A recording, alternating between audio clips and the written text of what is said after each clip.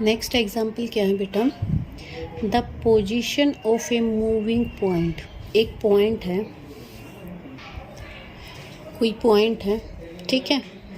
ये हमारी मान लो एक्स एक्सिस है, ये हमारी वाई एक्सिस है, ये कोई पॉइंट है पी, मूव कर रहा है। The position of a moving point at any time T is given by X equal to A cot T and Y A sine T. Finds its path, इसका path निकालना है,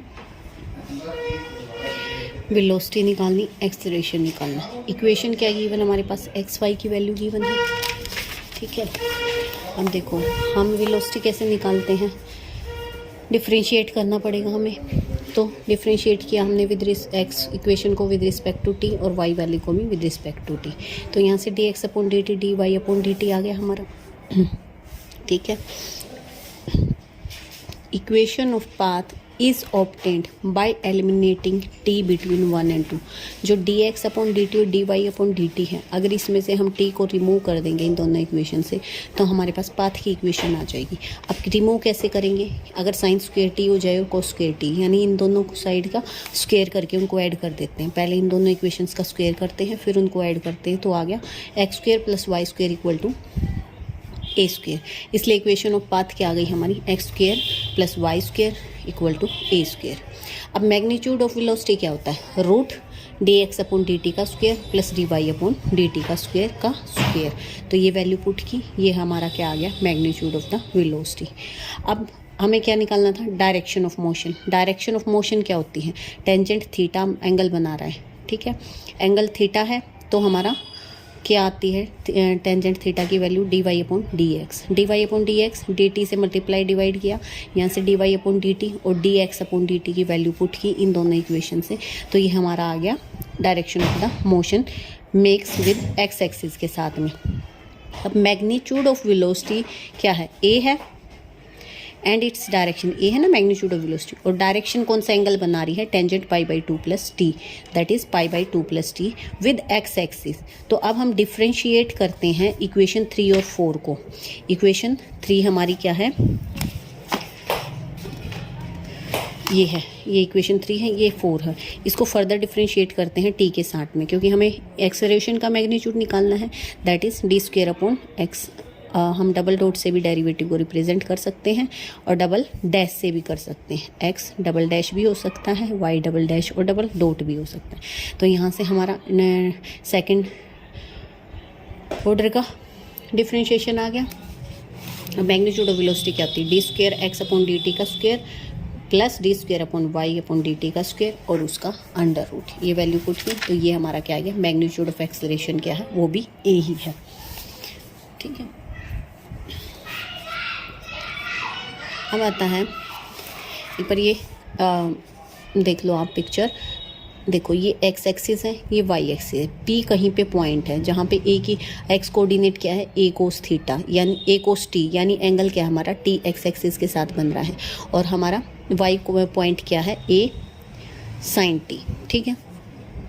अगर ये x axis के साथ थीटा एंगल बना रहे हैं तो डायरेक्शन ऑफ मोशन ये आती है। अब आता है third example, a particle is moving with a constant velocity parallel to axis of y and a velocity proportional to y। ये कह रहा है एक पार्टिकल मूव कर रहा है जिसकी वेलोसिटी कांस्टेंट है, पैरेलल है एक्स एक्सिस के of y and a velocity, और दूसरी वेलोसिटी जो proportional to y, parallel to X axis के पैरेलल है। Then prove that it will describe a parabola. तो हमें प्रूव करना है कि ये पैराबोला बना रहा है। अब यहाँ पे हमारा क्या है, ये कह रहा है D Y upon D T constant है, ठीक है, और डी एक्स ये कह रहा है ना एक्स एक्सिस, ये तो कांस्टेंट है, velocity parallel to axis of Y के पैरेलल है, वो कांस्टेंट है, यानी कांस्टेंट आ गई, और दूसरी क्या है, वो प्रोपोर्शनल है वाई एक्सिस के, ठीक है। तो यानी D Y upon D T हमने लैम्डा 1 मान ली और D x upon D T मान ली लैम्डा 2 वाई, जहाँ पे ये दो हमारे कांस्टेंट हैं, एक तो प्रोपोर्शनैलिटी का कांस्टेंट है और सेकेंड हमारा वैसे कांस्टेंट है। अब हम इंटीग्रेट करते हैं, क्योंकि हमें वाई और एक्स की भी वैल्यू चाहिएगी पहले, तो इंटीग्रेट करते हैं इन दोनों इक्वेशंस को with respect to T. Integrate किया तो हमारा वाई क्या आ गया, लैम्डा 1 टी प्लस C1, जहाँ पे C1 कांस्टेंट है हमारा इंटीग्रेटी का। अब किसी पॉइंट टी ठीक है।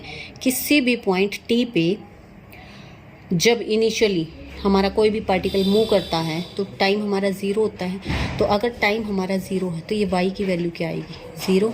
y की वैल्यू भी ज़ीरो हो जाएगी, तो इसका मतलब c1 हमारा क्या आ जाएगा, ज़ीरो, क्योंकि इनिशियली हमारा एक्सिस भी ज़ीरो होगी, टाइम ज़ीरो है तो, और फिर हमारा c1 की वैल्यू भी हमारी ज़ीरो आ जाएगी।